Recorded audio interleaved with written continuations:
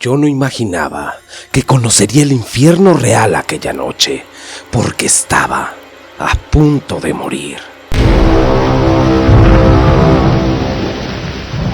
Yo creí haber conocido el infierno, pero después de aquella noche supe que sí existía de verdad. Hay una frase que dice: el que no vive para servir, no sirve para vivir. Mi nombre es Byron. Vengo de un pueblo de Guatemala cerca de Chiquimula llamada El Paste. Y esta es mi historia. Desde que era joven siempre tuve un anhelo, y era el servir a mi patria. Pues desde niños veíamos a los soldados y muchas veces jugamos fantaseando estar en medio de una guerra. Nosotros mismos fuimos testigos de la guerra civil en mi país, que cobró varias vidas, y de cómo el ejército cazaba a las personas que estaban acusadas de ser comunistas, librando duros combates con las autodefensas. Por otro lado, provengo de un hogar humilde. Soy el cuarto de 8 hermanos, 3 de ellos también militares. Mis padres siempre trataron de darnos lo mejor, pero la pobreza en la aldea donde yo vivía provocó que mis hermanos mayores salieran en busca de oportunidades. Fue por ellos el primer contacto con las Fuerzas Armadas, y es que tuve esa posibilidad cuando uno de mis hermanos, que era militar, tenía un amigo que lo fue a visitar. Recuerdo bien que ese hombre era temido y respetado en la aldea, pues tenía un rango dentro del ejército. De hecho, fue por el que mis hermanos se habían alistado, y era bien sabido que era un caibil. Para los que no saben, los caibiles son soldados de élite que han recibido entrenamiento tanto físico, pero sobre todo mental, que los convierte en auténticas máquinas de matar. Uno de mis hermanos siempre me contaba de los operativos donde su amigo participaba, muchos de ellos encaminados a la lucha contra el narcotráfico, además del combate contra las maras y los traficantes de indocumentados que azotaban la frontera con México. Al conocer a este hombre, que se llamaba Gerson, y compartía en una tarde donde habíamos bebido un poco, no quise desaprovechar la oportunidad, pues deseaba el saber las historias de voz propia de aquel caibil que era muy reservado. Pero al calor de las bebidas me contó sobre algunos operativos donde hizo uso de todas sus habilidades y destreza, de cómo había combatido contra gente del crimen organizado, en desventaja y en circunstancias extremas, cosa que en más de una ocasión lo había puesto al borde de la muerte. Esto provocó en mí un deseo grande de ser como él, en gran parte porque aquel hombre me dijo que eso era solo para verdaderos hombres, pues a él le había tocado ver muchos que iniciaban el entrenamiento, que salían llorando derrotados, y yo, aunque solo era un patojo, como se le dice a los jóvenes en mi país, quería probar que sí podía. Al enterarse, mis amigos y familiares decían que era muy peligroso, puesto que ya habíamos perdido a uno de mis hermanos, del cual jamás se volvió a saber nada.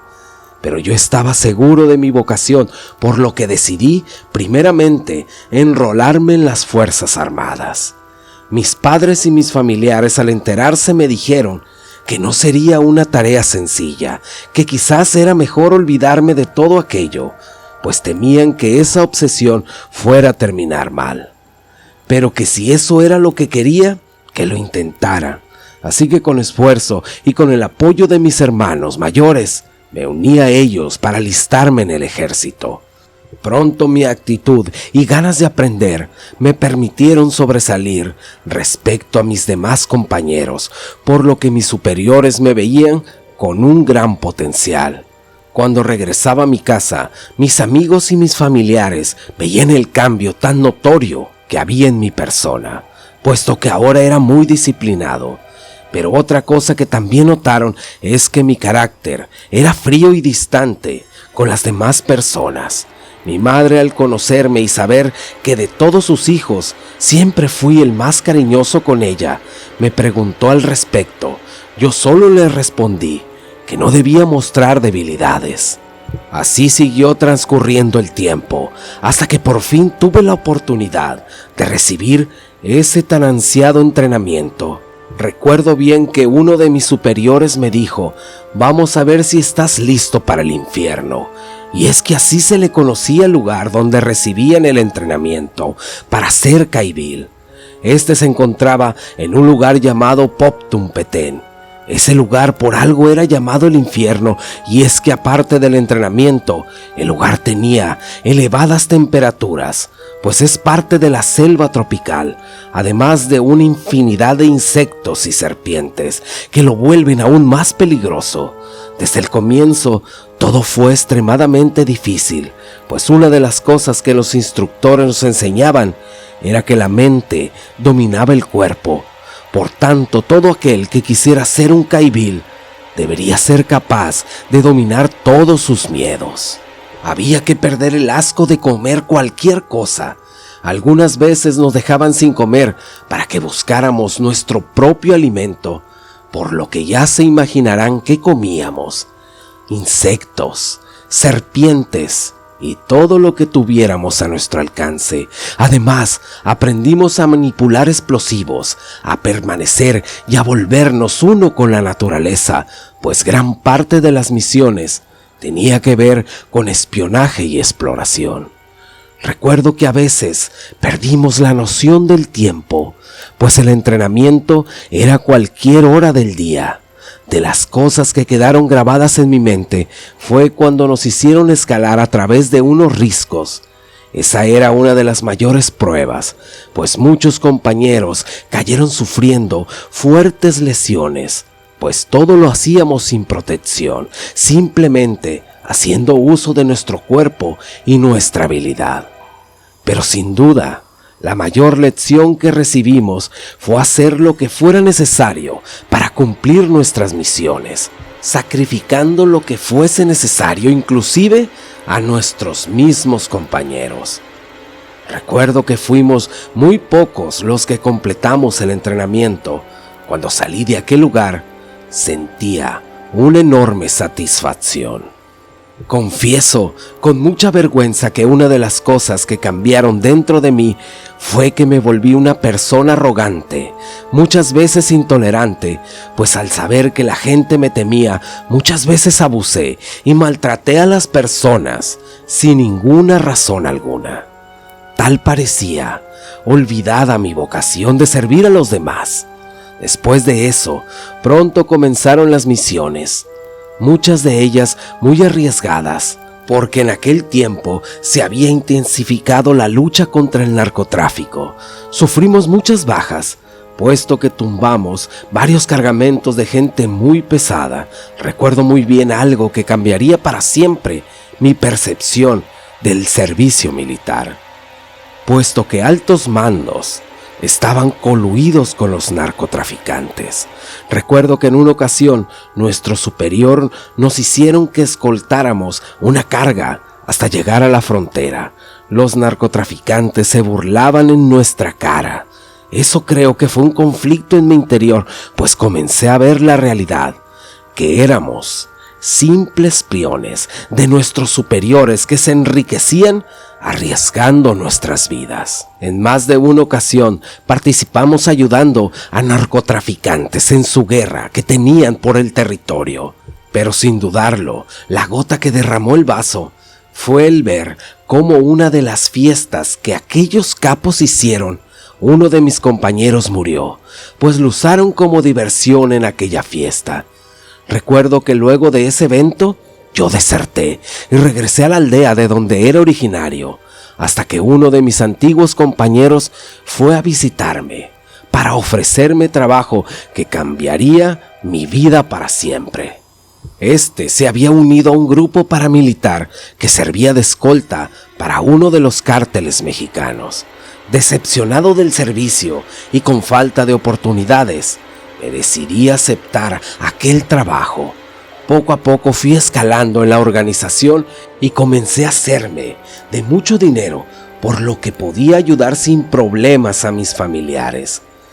Pero aunque la paga era buena, no estábamos ajenos al peligro, Constantemente recuerdo que disputábamos territorios con algunos cárteles rivales.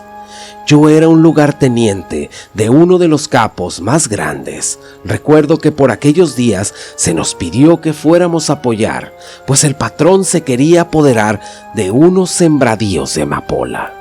Nuestros compañeros que habían marchado adelante informaron que los sembradíos estaban intactos y que nadie había puesto resistencia. Pero todo cambió.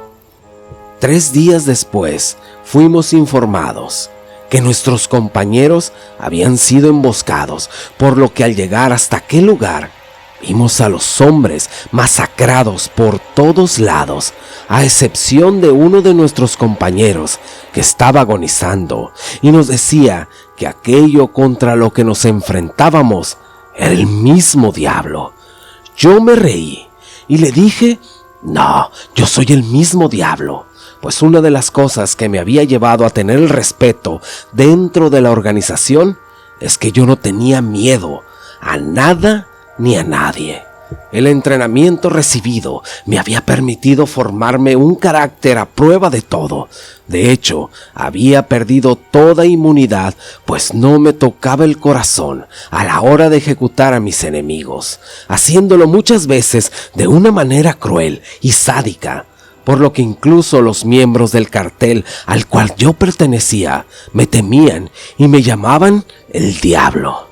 Le dije al hombre: más vale que ahorita mismo me digas qué es lo que sucedió en este lugar. El hombre con mucho esfuerzo trataba de explicarme que habían sido emboscados desde hacía varias noches por algo que se movía en la oscuridad. Algunos de los compañeros decían que se trataban de unas brujas, pues en más de una ocasión pudieron ver enormes bolas de fuego surcando los cielos. Además de esto, porque en los alrededores, entre la gente de los pueblos, se decía que en esa parte de la sierra, tiempo atrás, algunos hombres armados habían llegado a sembrar el miedo, obligando a la gente a trabajar sembrando amapola. Lo que estos desconocían era que en esa zona estaba maldita, pues tiempo atrás se encontraron varios altares donde habían hecho sacrificios. De hecho, varios de los hombres que custodiaban los sembradíos fueron encontrados masacrados y sus cabezas empaladas y colocadas en unos altares donde había símbolos muy extraños. Esto hizo que el terror se apoderara de aquellos hombres, por lo que los pocos que quedaron se fueron dejando aquellos sembradíos. Yo lo escuchaba, pero no creía en nada de lo que me dijo.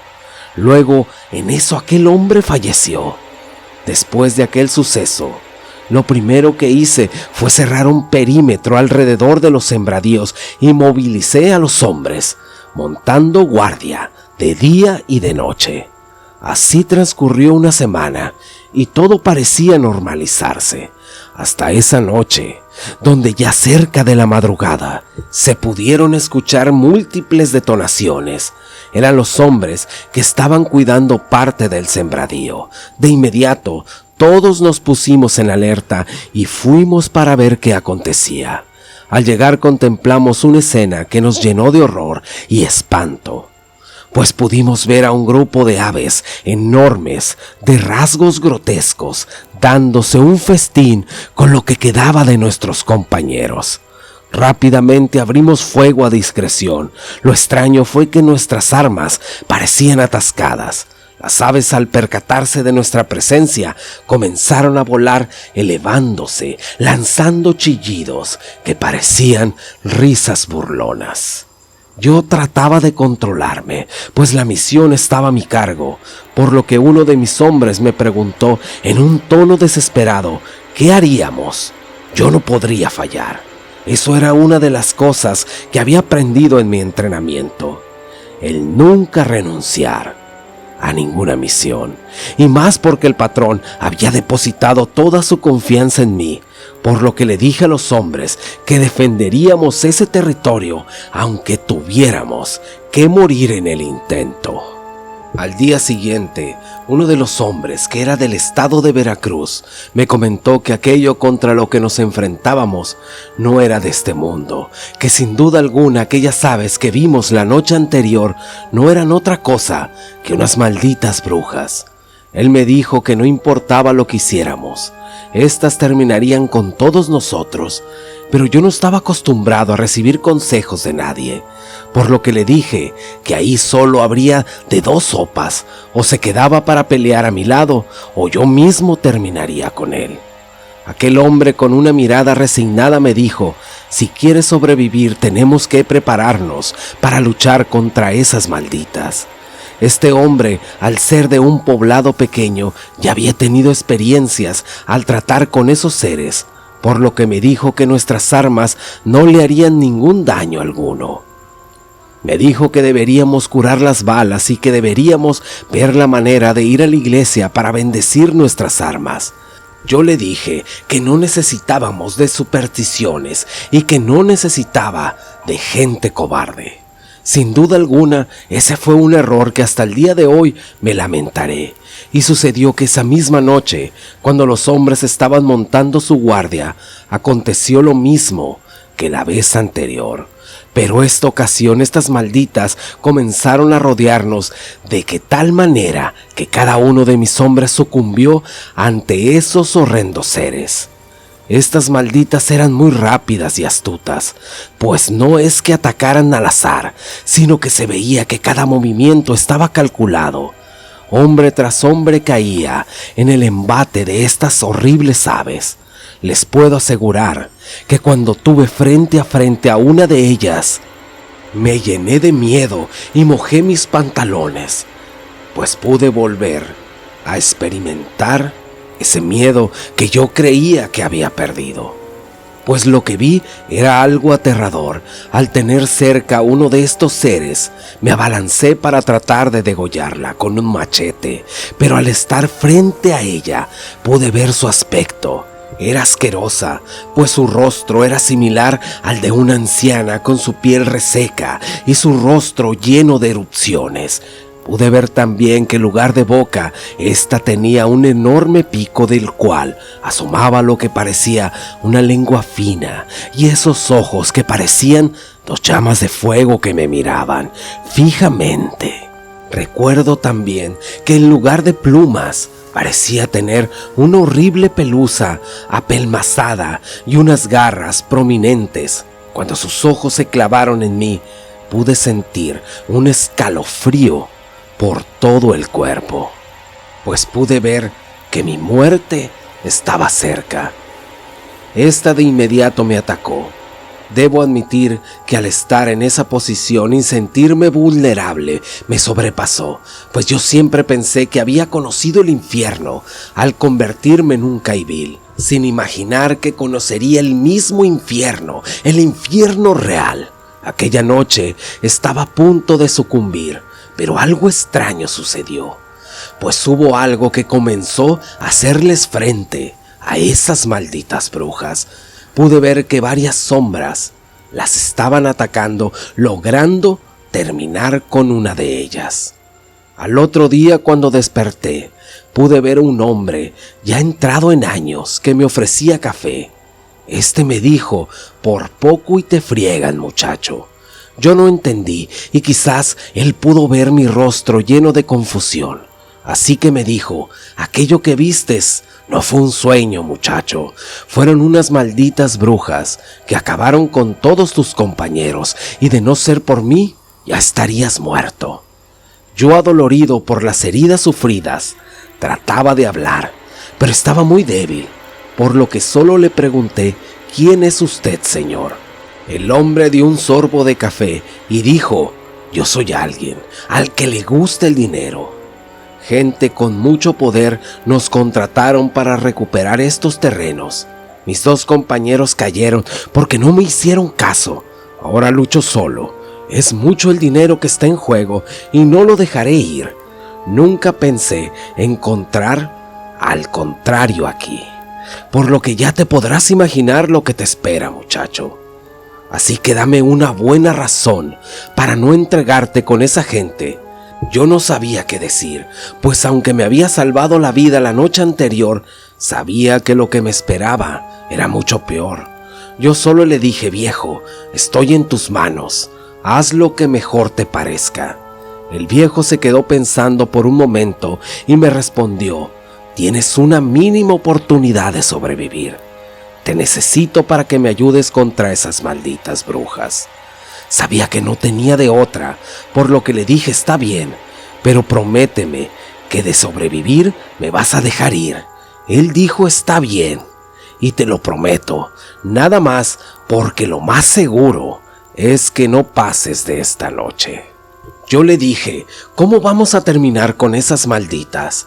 El hombre me respondió: hay cosas contra las cuales ellas no tienen defensa. Una de ellas son oraciones para bloquearlas, la sal o las balas curadas. Y es ahí donde necesitaré de tu ayuda, pues mientras yo las bloqueo, necesito que tú me ayudes a terminar con ellas. También me dijo que me daría armas, pero por tu bien es mejor que no intentes traicionarme. Yo acepté, pues mi instinto de supervivencia, y porque en parte le debía la vida, yo sabía que en este punto mis creencias y mis miedos habían cambiado y mi mente me llevaba a no utilizar la razón y hacer simplemente lo que aquel hombre me pedía.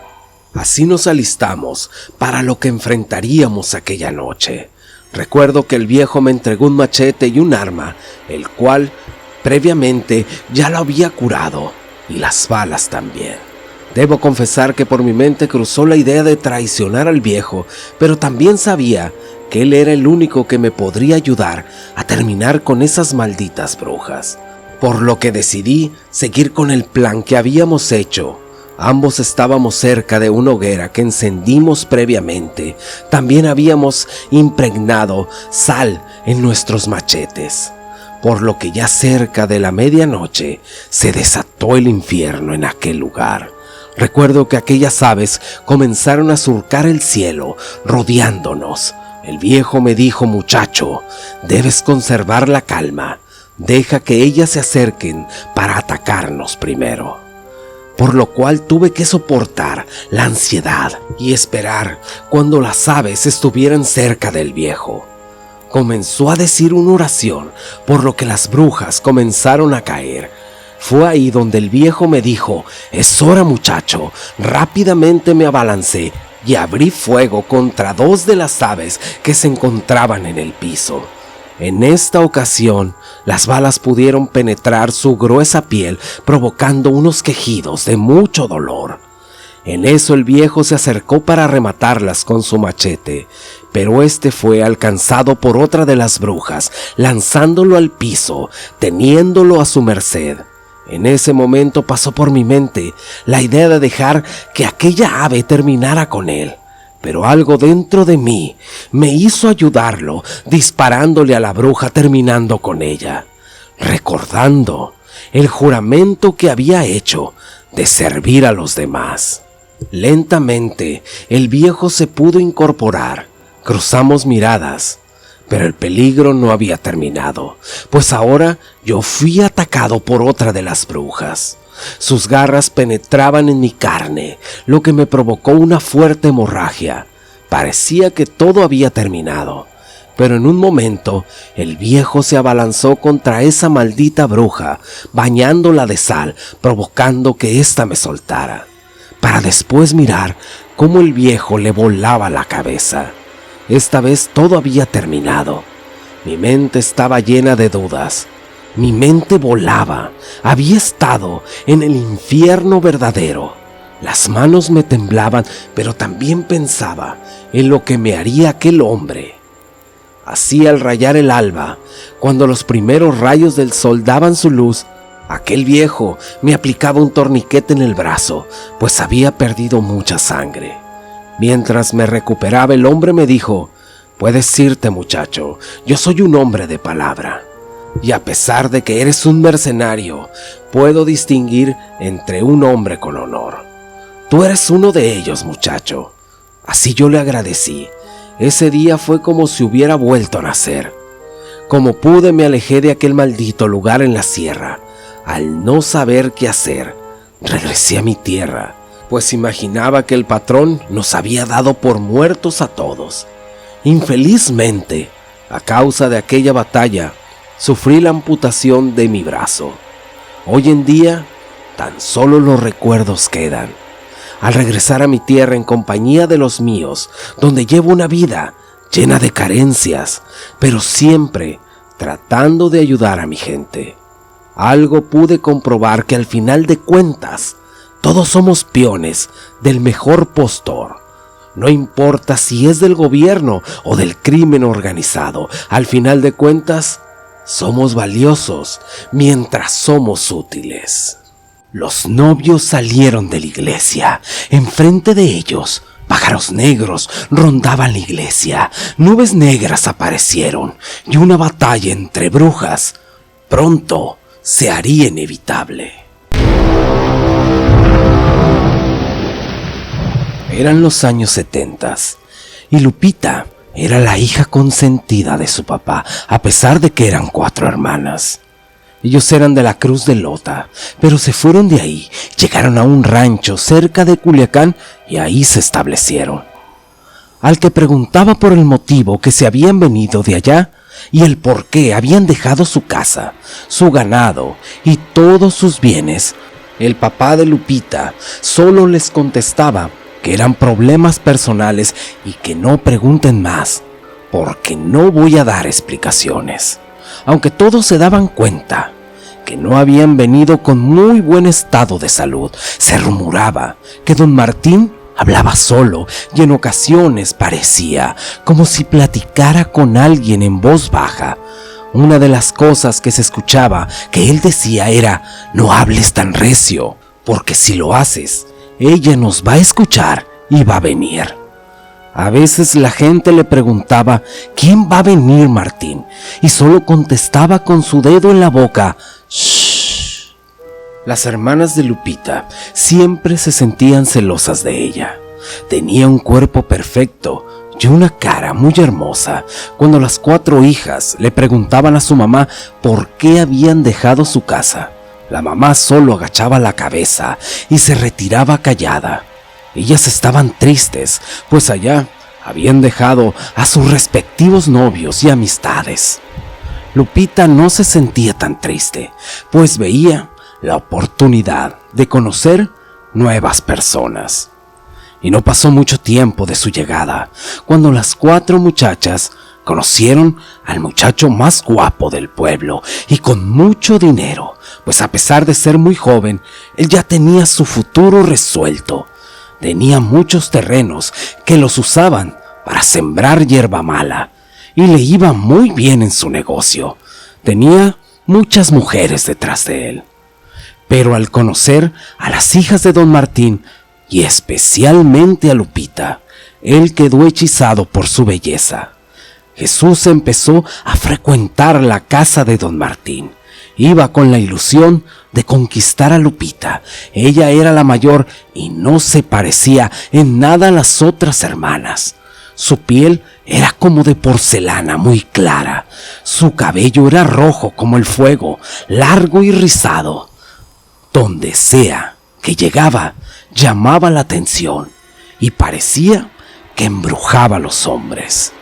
No pasó mucho tiempo cuando Jesús le pidió la mano, pues él tenía miedo de que alguien le comiera el mandado.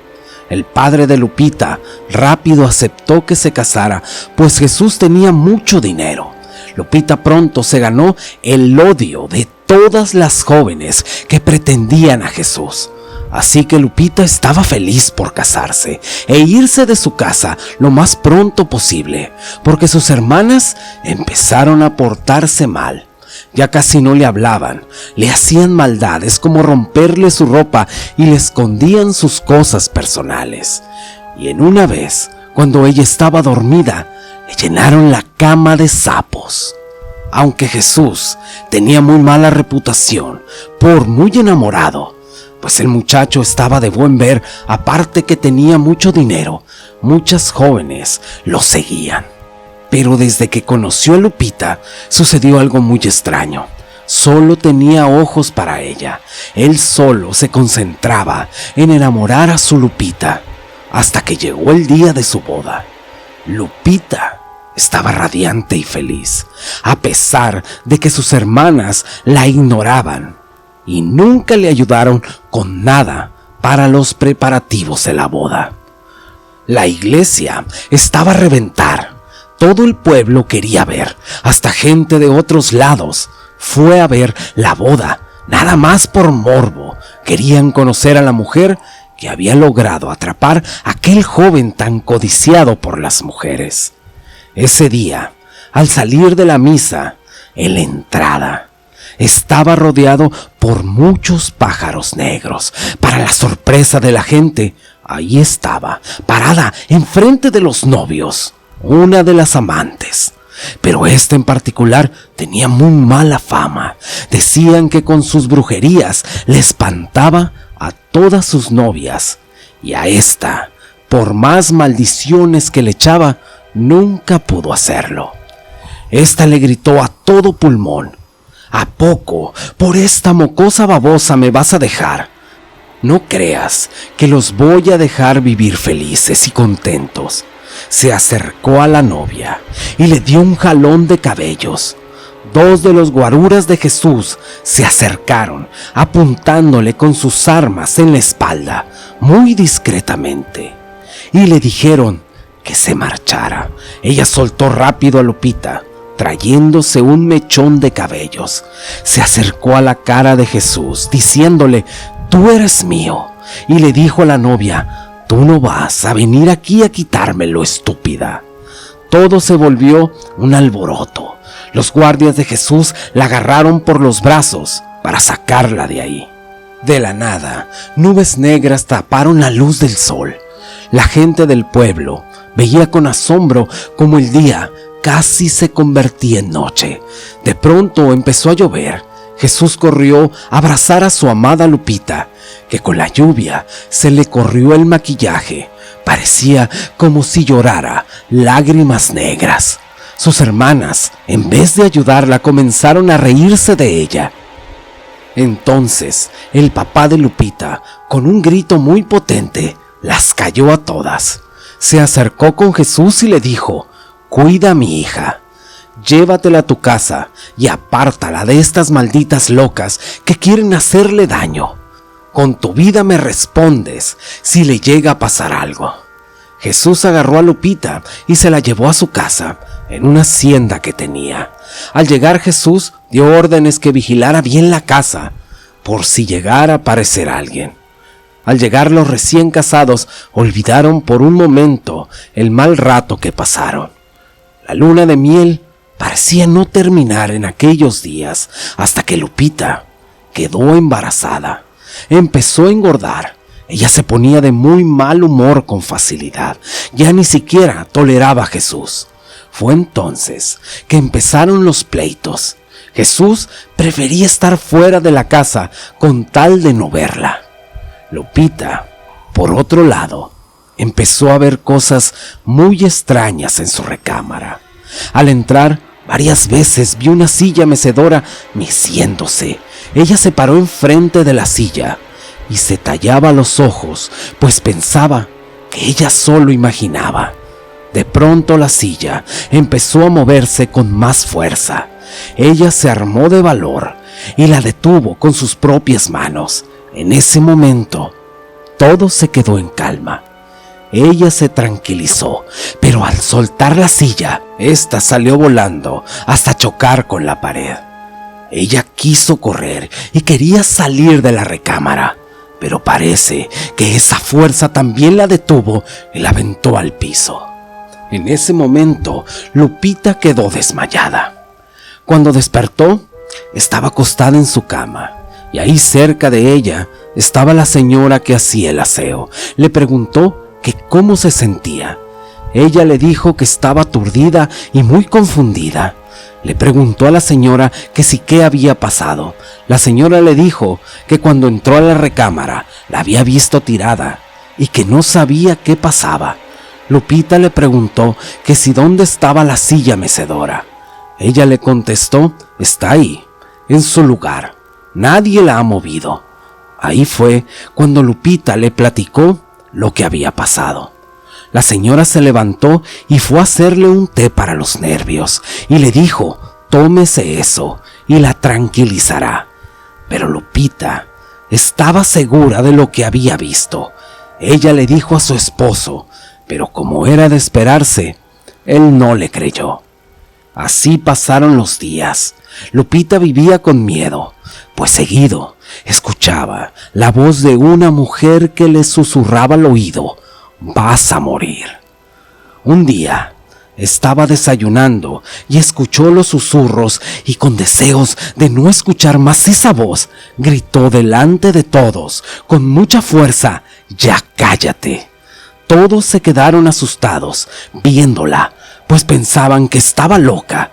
Y ahí fue que empezaron a correr el chisme que la esposa del patrón estaba perdiendo la razón.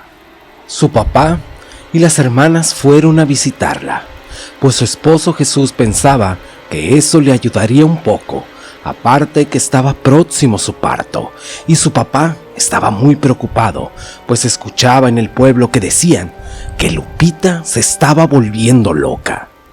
Pero a Lupita eso no le ayudó mucho, pues tenía la presión de sus hermanas y ella seguía viendo cosas. En una ocasión estaba sentada en su tocador frente a su espejo, cepillándose el cabello, y por el reflejo del espejo miró una sombra caminar detrás de ella, que iba a la cama. Lupita tenía miedo de voltear, pero sentía la respiración de alguien. Fue más su curiosidad que su miedo, así que al voltear vio a una mujer toda de negro, acostada en su cama, con las manos en el pecho, y tenía un velo negro en la cara. A través del velo negro podía ver que era su propio rostro. Ella misma era la que estaba acostada en su cama. Con todo el miedo del mundo, le quiso destapar el rostro para asegurarse que era ella. Pero al tocar el velo, este ser endemoniado le pegó un grito fuerte, la agarró del cuello levantándola del suelo y le dice: te vas a morir. Lupita grita con todas sus fuerzas hasta que los que estaban afuera de su cuarto escucharon.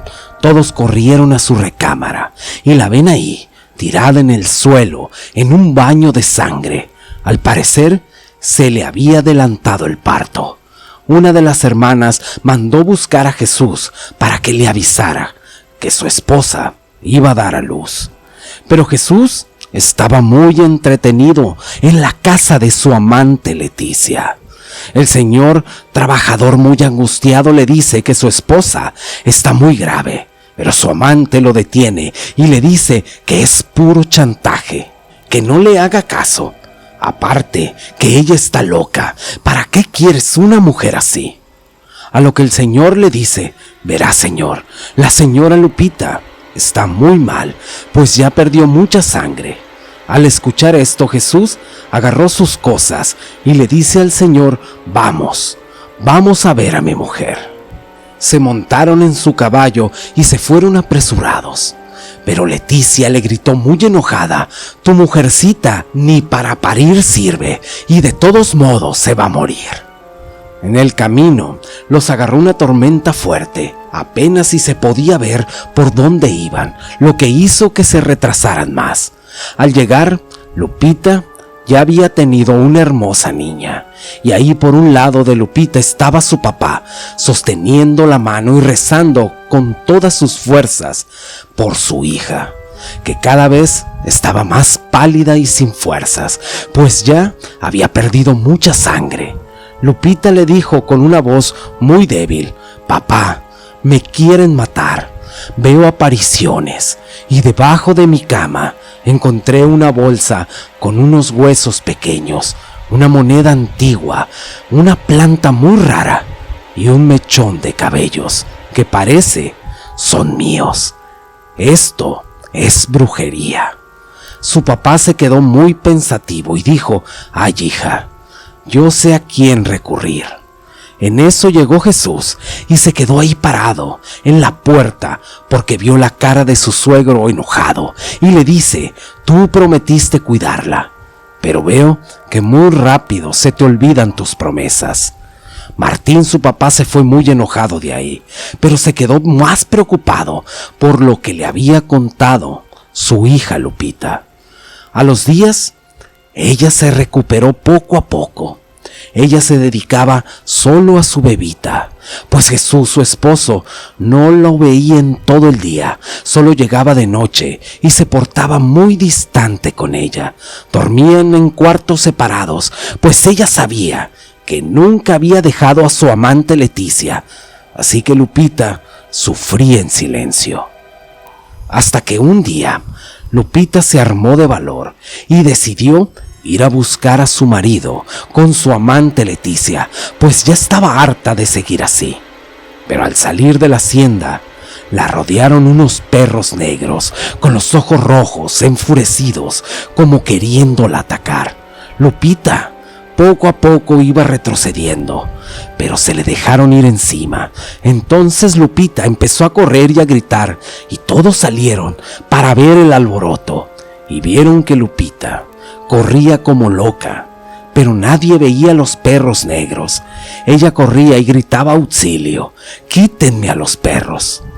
Todos se quedaron asustados, pues no veían nada, pensando que ella en realidad sí se había vuelto loca. Lupita corrió y se metió a su casa y se fue directo al cuarto de la bebé y la abrazó llorando.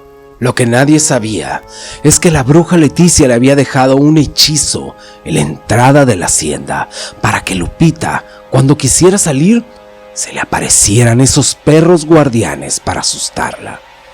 Esa noche, todos empezaron a llamarla Lupita la loca. Eso enfureció más a Jesús, así que la encerró en un cuarto bajo llave. Eso llegó a oídos de su papá, así que él fue a visitarla y volvió a decir que ella escuchaba voces y veía apariciones, que ella sentía que se iba a volver loca. Entonces él le dijo: te tengo que ayudar. Su papá se despidió de ella. De don Martín nadie supo de él durante días, pero como siempre en los pueblos, se corrió el rumor que lo habían visto por el lado de la cruz de Lota, según visitando la casa de una vieja bruja que había sido su novia cuando eran jóvenes. Lupita estaba muy preocupada por su papá, pues una de sus hermanas le había ido a contar lo que estaba pasando. Aparte que Lupita la tenían encerrada sin poder ver a su hija, porque todos le decían que estaba loca. Un día, con ayuda de la señora que hacía el aseo, logró salir del cuarto. Ella estaba desesperada y se puso a buscar a su hija por toda la casa, hasta que encontró a Jesús y su amante teniendo relaciones en un sofá, y a un lado de ellos la cuna con su bebita. Lupita quiso agarrar a su hija, pero Jesús se levantó subiéndose el pantalón, y la agarró por la cintura y le dijo: ¿a dónde vas, loca? Ahí te vas a quedar encerrada en ese cuarto para siempre, y acostúmbrate de una vez. En eso, suelta la risa Leticia y le dice: te dije, estúpida, este hombre es mío. Ella lloraba y le suplicaba por su hija, le decía: quédate con ese hombre, solo regrésame a mi bebé. Pero Jesús le decía: tú estás loca, y a mi hija la voy a tener yo. Tú jamás la volverás a ver.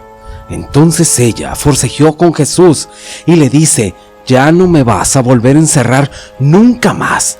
Y sacando fuerzas de la nada, ella se soltó para salir corriendo de la casa. Jesús le dio la orden a sus hombres para que la detuvieran y la amarraran, que la quería viva. Todos corrieron detrás de ella hasta que lograron alcanzarla. La amarraron de pies y manos.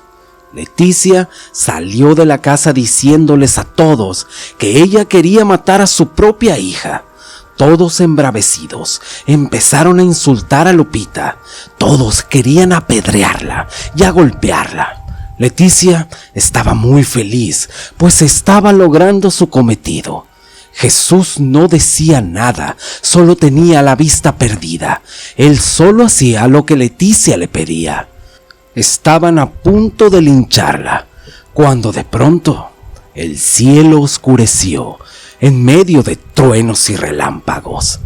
Y ahí aparece el papá de Lupita y les grita: «¡Suelten a mi hija!». Leticia le dio al bebé a Jesús y se acercó al papá de Lupita. Le dice: «Su hija está loca. Intentó matar a su propia hija, así que ahora la vamos a matar por loca». Todos empezaron a gritar: «Es cierto, hay que matarla». El papá de Lupita le dijo: «Mi hija no está loca. Tú eres la que tiene embrujada a mi hija porque quieres deshacerte de ella. Pero yo no lo voy a permitir». En eso Leticia le dice: «Pobre viejo, ¿qué me vas a hacer tú?». Y al hacer una señal con la mano, levantó al papá de Lupita y lo empezó a asfixiar. Pero el papá de Lupita no venía solo. De la nada apareció acompañado de una mujer un poco anciana, pero esta infligía miedo el tan solo verla, y solo con hacer una señal con su mano aventó contra la pared a Leticia. Las demás personas que tenían amarrada a Lupita se asustaron por toda aquella confusión y miraban con terror todo aquello que estaba pasando. Soltaron a Lupita y corrieron a esconderse, pero aquella anciana de un chasquido los detuvo. El papá de Lupita corrió a abrazar a su hija y la desamarró. Pero Leticia no se iba a quedar conforme, así que se lanzó sobre aquella bruja, queriéndola ahorcar. Pero esta era muy poderosa y le dijo: «Tú no eres rival para mí». Con una mano la tenía detenida contra una pared. Caminó hacia donde estaba Lupita y le dijo: «Así que tú eres mi hija. Yo sabía que estabas viva, y cuando te perdí, quise ir a buscarte, pero comprendí que lejos de mí ibas a tener una vida normal. Pero ya vi que no. Por tus venas corre sangre de un linaje muy poderoso, así que hoy y ahorita voy a despertar en ti todo ese poder, porque veo que el destino de esta familia es siempre ser atacados por mucha gente envidiosa. Así que te voy a dar la oportunidad que con tus propias manos mates a esta perra». Con un cuchillo especial le dibujó un sello en su brazo, dijo unas palabras e increíblemente el aire empezó a correr de abajo hacia arriba. La gente asombrada vio cómo el cielo se limpió, quedando despejado de cualquier nube. Lupita sintió cómo la sangre hervía dentro de ella. Hizo una sonrisa retorcida a aquella bruja que la había ayudado. Soltó a Leticia y Lupita caminó lentamente, la tomó del cuello y la azotó contra el suelo. Leticia la miraba asustada, porque detrás de Lupita se reflejaban unas sombras como si fueran dos alas negras gigantescas. Leticia empezó a temblar. Lupita la pudo haber matado en ese momento, pero no lo hizo. Ordenó a la gente que había quedado ahí a que la amarraran y en una hoguera gigante ordenó bañarle en sal y prenderle fuego. Así Leticia murió quemada, acompañada de muchos gritos de dolor y agonía. Lupita fue y le quitó su hija a Jesús. La vieja bruja agarró un puño de polvo que tenía en una bolsa de cuero, la regó ahí mismo y echa un conjuro finalizando: «En sal y tierra de panteón se convertirán tus tierras. Estas dejarán de ser fértiles y se harán austeras. Te va a pesar haber tratado así a tu mujer. Te condeno a vivir solo y en la pobreza». El papá de Lupita le dice a ella: «Esta es tu verdadera madre. Es por eso que nos salimos de nuestra casa. La bruja abrazó a Lupita y a su nieta. Le dijo a Martín: tú no me busques, ni a Lupita ni a tu nieta. Ya cumpliste con salvarla, y por eso no te deseo ningún mal. Cría a tus hijas y cásalas con alguien que les demuestre su amor y no su dinero. La bruja, Lupita y la bebé se marcharon. La profecía con Jesús se cumplió. Don Martín se quedó triste, pero a la vez feliz, por haber salvado a su hija. Sin esperar nada, Juan empezó a ver cómo su cuerpo ya no era el mismo. Ya estaba listo para comenzar la carnicería. Hay personas que ayudan a otros aunque no sean unos santos, pero a veces la impotencia te orilla a buscar la fuerza necesaria para acabar con alguien, y no te importa obtenerla hasta de la más oscuridad profunda. La historia de hoy se remonta a los años de 1980, en una pequeña comunidad de la Sierra de Sinaloa. La misma comunidad donde años atrás había vivido una de las brujas más malas y poderosas de la región. Su nombre era Anatolia. Cuentan que después de su muerte, aquel pueblo fue uno de los más prósperos. Fue muy visitado por comerciantes, ganaderos y agricultores, pues éstas estaban dejando muchas ganancias a la gente del pueblo y de su comunidad. Pero también así fueron llegando personas envidiosas, malas, corruptas y poderosas, las cuales empezaron a abusar de la gente humilde que ahí vivía y trabajaban para salir adelante con sus familias, incluso hasta llegar al punto de que esclavizaron a hombres y mujeres y a veces niños para abusar de ellos sin piedad y obligarlos a trabajar en los cultivos de marihuana y amapola sin pago alguno y a veces sin darles de comer. Pero como recordarán, muy cerca de ese lugar también vivía Juan, aquel hombre rico y poderoso, un hombre muy alto, que alguna vez había enfrentado a Anatolia junto con sus hombres. Dicen que Juan, totalmente recuperado de aquel encuentro con Anatolia, empezó a sembrar sus tierras y a tener más ganado, y por consecuencia su fortuna iba en aumento. La gente del pueblo lo quería mucho, pues él los ayudaba cada vez que alguien lo necesitaba. Así, uno de esos días, llegó aquella triste y horrorosa noticia hasta sus oídos, pues la gente del pueblo ya estaba harta de aquellos hombres y de sus abusos. Un día, Juan decidió enfrentar cara a cara a aquellas personas.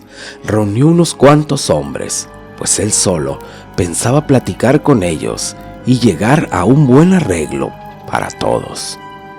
Así, todos montados en sus caballos, tomaron camino, cruzaron entre el monte pequeñas veredas y aquel río que los llevaría hasta el otro pueblo. Al llegar el atardecer, se les vino un aguacero, una tremenda lluvia. Esta les impidió avanzar. Juan le dijo a sus hombres que bajaran de sus caballos para acampar ahí esa noche, aún estando un poco lejos del pueblo, pues no confiaba en aquellos hombres que aún desconocía. A la mañana siguiente se levantaron. Todavía estaba amaneciendo y con los primeros rayos del sol decidieron seguir su camino.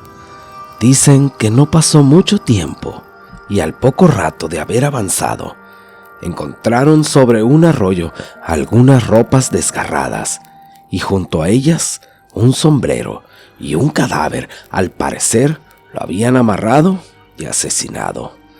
Juan pidió a uno de sus hombres que lo levantara y le diera cristiana sepultura. Juan, al ver aquel acto tan cruel, solo movió la cabeza, girándola de lado a lado, pues aquello no le había gustado para nada, pues presentía que algo mucho más malo estaba por pasar, y con voz baja le dice: si aquí hay uno, sé que habrá más. Juan le pidió a sus hombres que avanzaran por las faldas del cerro con mucho cuidado, pero casi al llegar al pueblo y muy cerca de la casona vieja de Anatolia, fueron atacados a balazos, de manera repentina, sin razón y sin motivo alguno.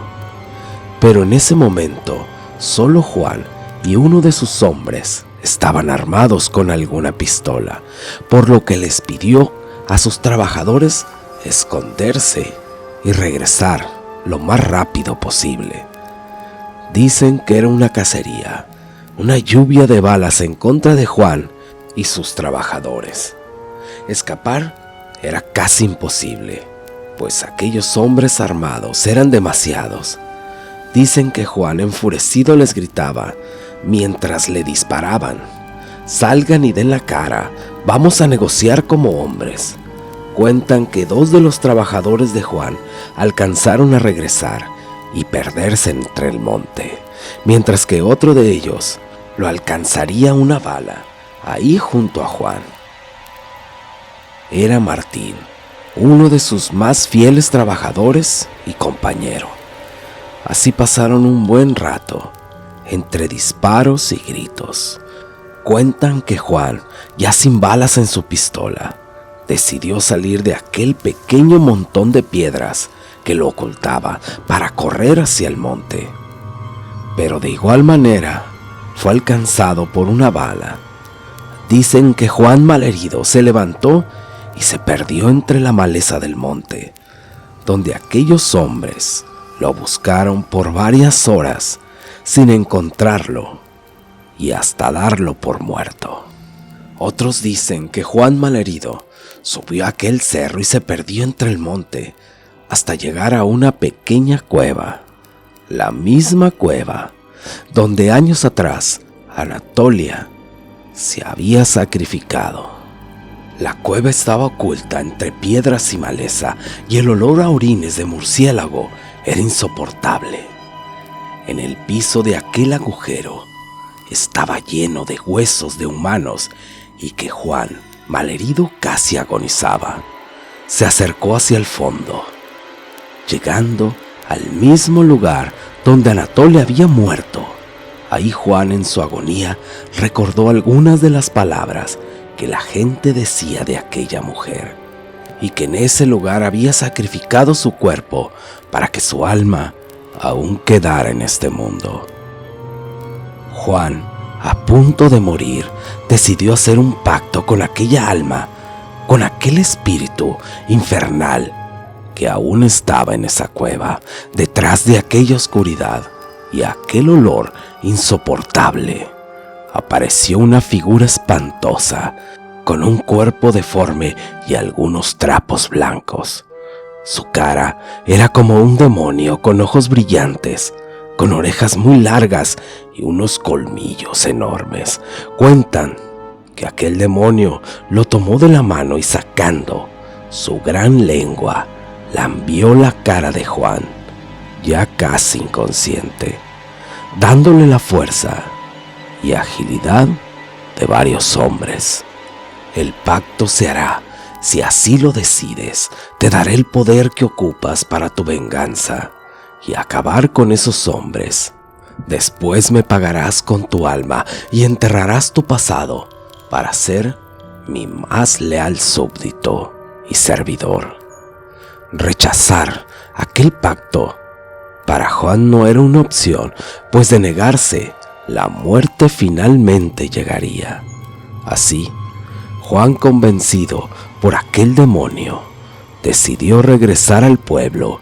Al llegar, los habitantes, incrédulos y asombrados al ver a Juan, se acercaron para recibirlo, pues era algo increíble, puesto que sus mismos trabajadores, que habían logrado escapar, habían visto cómo Juan caía al suelo malherido en aquella emboscada.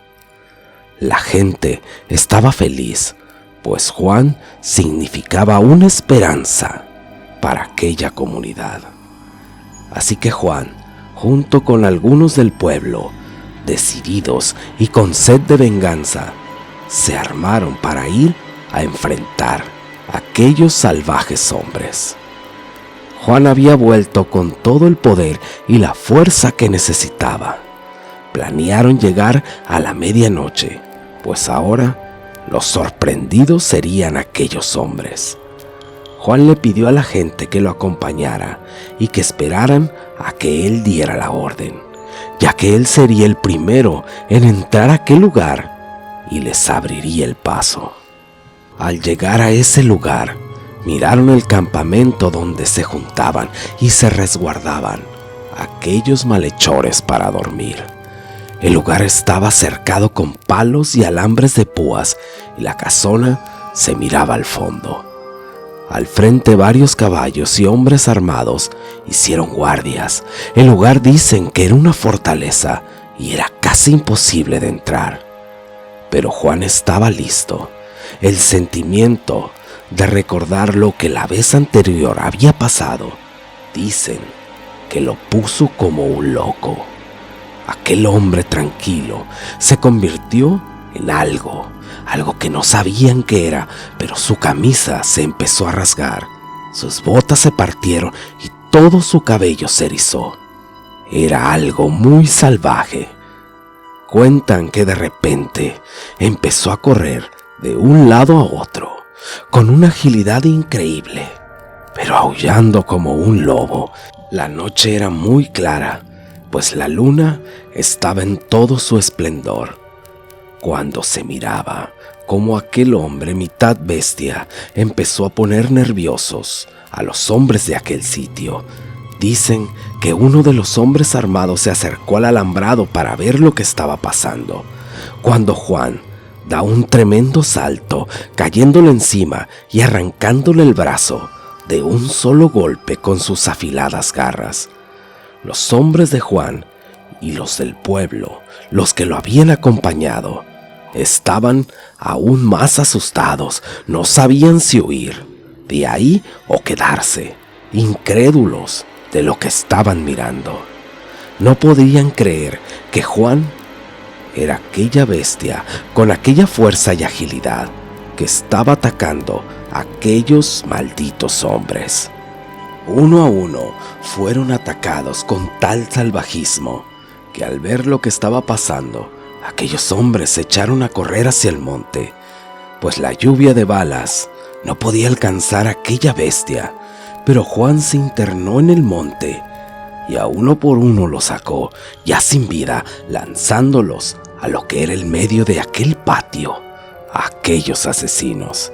Así Juan solo y ante la mirada de su gente, los destrozó a todos, a cada uno de aquellos hombres. Aquel lugar era una carnicería. Cuentan que Juan, convertido en aquella bestia, empezó a derramar la sangre de aquellos cuerpos por el suelo y marcando aquella tierra como escarmiento a quien se atreviera a abusar del pueblo y su gente. Cuentan que Juan, después de aquel acontecimiento convertido en bestia, se adentró en el monte para perderse, pero antes de irse les dijo a todos los que quedaban ahí: solo un monstruo puede matar a otro monstruo. También cuentan que agarró rumbo a la cueva, donde lo esperaban a Tolia para cumplir su parte del pacto. Así Juan, se dice, consiguió aquellos poderes y venganza como hijo predilecto del diablo. A partir de ahí, la gente del pueblo lo recordaría como Juan, el protector de los inocentes, pues su misión sería salvar al pueblo siempre de todos aquellos hombres corruptos, envidiosos y malditos. Aunque cabe aclarar que a Juan jamás se le volvió a ver, pero eso sí, jamás en esos lugares se dejaron ver gente tratando de hacer algún mal. Pero gran parte del pueblo temen que algún día, ahora que Juan es discípulo del diablo, vuelva junto con Anatolia para hacer daño, pues Juan ya está del lado del mal. Hasta aquí llegó el relato de hoy, y no queda más que decir muchas gracias si llegaste hasta el final de este video. Y si quieres apoyar al canal, ve a ver otro de ellos, o si no, comparte. Y ahora sí, muchas gracias y hasta la próxima.